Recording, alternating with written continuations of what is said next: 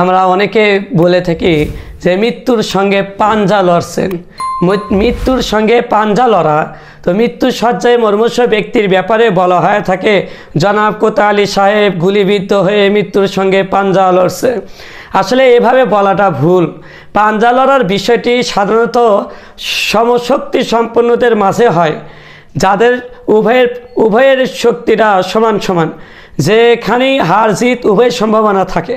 কিন্তু মৃত্যুর ব্যাপারটি এমন নয়। মৃত্যু হলো সরাসরি আল্লাহ তাআলার একটা হুকুম। তো এর সঙ্গে মানুষের পাঞ্জা লড়ার প্রশ্নই আসে না। কোনো মুসলমান এই বিশ্বাস রাখতেও পারে না। অসাবধানতার কারণেই এই ধরনের কথা মুখে চলে আসে, যা পরিহার করা জরুরি। যারা না বুঝে এই কথাটা অতীতে বলছেন, অবশ্যই তা ত্যাগ করতে হবে।